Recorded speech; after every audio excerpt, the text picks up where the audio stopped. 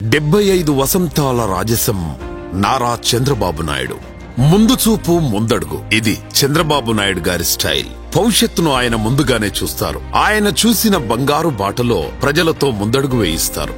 నారేవారిపల్లె అనే చిన్న గ్రామంలో 1950 ఏప్రిల్ 20వ తేదీన అమ్మనమ్మ ఖర్జూర నాయుడు దంపతులకు జన్మించారు చంద్రబాబు. 28 ఏళ్ల వయసులోనే చంద్రగిరి నుంచి పోటీ చేసి గెలిచి మంత్రి అయ్యారు. 1984లో ఎన్టీఆర్ ప్రభుత్వాన్ని రాజకీయ ప్రత్యర్థులు అప్రజాస్వామికంగా కూల్చివేస్తున్నప్పుడు చంద్రబాబు గారి సారథ్యంలో జరిపిన ప్రజాస్వామ్య పరిరక్షణోద్యమం చారిత్రాత్మకం. తెలుగుదేశం పార్టీ ప్రధాన కార్యదర్శిగా పటిష్టమైన పార్టీ యంత్రాంగాన్ని నిర్మించారు. 1995 సెప్టెంబర్ 1న ఉమ్మడి ఆంధ్రప్రదేశ్ ముఖ్యమంత్రిగా బాధ్యతలు స్వీకరించి తెలుగునాట ఒక సరికొత్త శకానికి నాంది పలికారు. దేశంలోనే మొట్టమొదటిసారిగా ఈ గవర్నెన్స్ కు నాంది పలికారు. ఆంధ్రప్రదేశ్ విజన్ 2020 పేరుతో దార్శనిక పత్రం విడుదల చేసి ఐటీ రంగానికి తెలుగునాట సైబరాబాద్ పేరిట ఒక నగరమే నిర్మించి ఇచ్చారు. బిల్ గేట్స్ ప్రశంస అందుకున్నారు.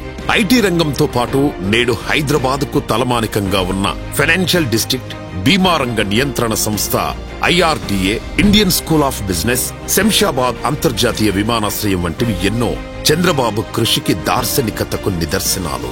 అమెరికా మాజీ అధ్యక్షుడు బిల్ క్లింటన్ ను ఆకర్షించేలా డ్వాక్రా సంఘాల రూపకల్పన చేసి మహిళా సాధికారతను సాధించారు. ఇటు ముఖ్యమంత్రిగా విభిన్నమైన అభివృద్ధికర పాలన తెలుగు ప్రజలకు అందిస్తూనే దేశ రాజకీయాల్లో తనదైన పాత్ర పోషించారు చంద్రబాబు. దేవగౌడ, ఐకే గుజరాల్లను ప్రధానులుగా, అబ్దుల్ కలాం, నారాయణన్లను రాష్ట్రపతులుగా చేయడంలో చంద్రబాబు గారిదే ముఖ్య పాత్ర. జీఎంసీ బాలయోగిని లోక్సభ స్పీకర్ ని చేసి దేశానికి తొలి దళిత స్పీకర్ ను అందించారు చంద్రబాబు. కేంద్రంలో తనకెన్ని అద్భుత అవకాశాలు వచ్చినా వాటిని తెలుగు ప్రజల కోసం తప్ప తన స్వార్థం కోసం ఏనాడూ వాడుకోని నిస్వార్థ నాయకుడు చంద్రబాబు గారు. 2004 తర్వాత ప్రతిపక్ష నేతగా రైతులకు గిట్టుబాటు ధరలు, బాబ్లీ ప్రాజెక్టు అంశాలపై పోరాటం చేశారు. అన్నదాత కోసం ఆనాడు 8 రోజుల పాటు నిరాహార దీక్ష చేశారు. అక్టోబర్ 2, 2012 నుండి ఏప్రిల్ 27, 2013 వరకు వస్తున్నాం మీకోసం అంటూ 63 సంవత్సరాల వయసులో 208 రోజుల పాటు 2817 కిలోమీటర్ల చారిత్రాత్మక పాదయాత్ర చేశారు. 2014లో నవ్యాంధ్ర ముఖ్యమంత్రిగా బాధ్యతలు చేపట్టి ఆర్థిక కష్టాల్లో ఉన్న రాష్ట్రాన్ని అభివృద్ధి పదంలో నడిపిన తీరు నభూతో నా భవిష్యతి.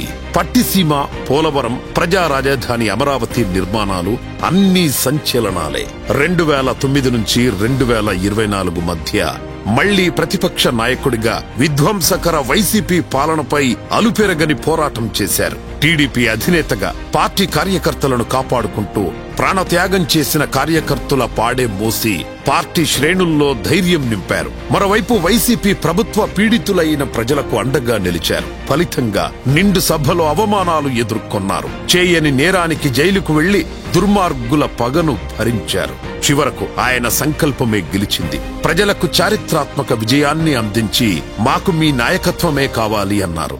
చంద్రబాబు గారు చేసే పోరాటంలో శత్రువులు మారుతుంటారు తప్ప ఆయన పోరాటం ఆగదు. ఇప్పుడు ఆయన P4 పేరిట పేదరిక నిర్మూలనకై పోరాడుతున్నారు. స్వర్ణాంధ్ర సాధించేందుకు రాష్ట్ర సమస్యలపై పోరాడుతున్నారు. ఇటువంటి నిరంతర శ్రమ, నిత్య పోరాటం అనితర సాధ్యం. ఈరోజు తెలుగు జాతి నిండు వెలుగు.